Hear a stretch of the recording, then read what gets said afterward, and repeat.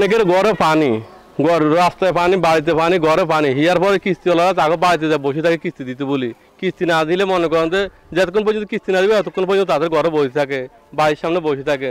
তো আমরা কিন্তু খবরে দেখতেছি যে মনে করেন যে কিস্তিওয়ালারা এখন কিস্তি নিব না, এখন যেন কিস্তি না দেয়। কিন্তু হিয়ার পরে কিস্তিওয়ালারা কেন এই অসহায় মানুষের সাথে ঝামেলা করতেছে? এটা হলো আপনাদের প্রতি আমাদের অনুরোধ, এখন এই বন্যা ক্ষয়ক্ষতি যারা আছে এদের যে এখন ঝামেলা না করে, এটাই আপনার কাছে আমাদের অনুরোধ। আজকে সপ্তাহখানেক ধরে বহুত ঝামেলা করতেছে, এখন দিতে পারতেছি না, ইনকাম নাই।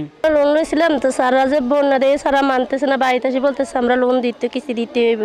আমরা বলছি আমরা এখন দিতে পারতাম না, সামনের মাসে দিই, এই পর্যন্ত করি আমরা জুত করে রয়েছি। আশা ব্যাঙ্গলা আজকে আমার বাড়িতে গেছে কিস্তির জন্য, বলতেছে কিস্তি দেওয়ার জন্য। তাই আমি বলছি যে ফানি আমাদের রোজ ইনকাম নাই, আমরা কোথেকে কিস্তি দিব। পরে অনেকক্ষণ আমরা ফোন দিচ্ছে, ফোন দিয়ে কথা বলে বলতেছে যে আপনি এখন এইগুলো বললে তো হবে না, আমাদের টাকা দিতে হবে। আপনার টাকা আনছেন আপনার উপকার স্বার্থে, এখন আমাদের টাকা দিতে হবে। আমি বলছি যে আমার কাছে টাকা নেই।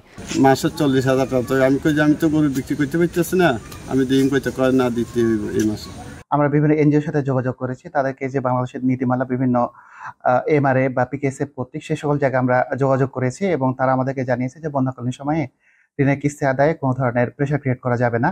তো এমআরএ কর্তৃক গত 25 আগস্ট একটি চিঠি ইস্যু হয়েছে, সেই চিঠি রেফারেন্স দিয়ে আমরা প্রত্যেকটা এনজিও যারা ব্রাঞ্চ ম্যানেজার আছে তাদের সাথে কথা বলেছি এবং এ বিষয়ে আমাদের যে উপজেলা এনজিও বিষয়ক কমিটি আছে সেই কমিটির আমরা একটা বৈঠক করব এবং সেখানে আমরা শক্তভাবে নির্দেশনা দেব যে বাংলাদেশ সরকার কর্তৃক যে ধরনের নীতিমালা আছে বা পরিপত্র আছে সেই পরিপত্র যেন এটা মানা হয় এবং ঋণের কিস্তি আদায় যেন এটা জোর প্রদান করা না হয় বা প্রেশার ক্রিয়েট করা না হয়।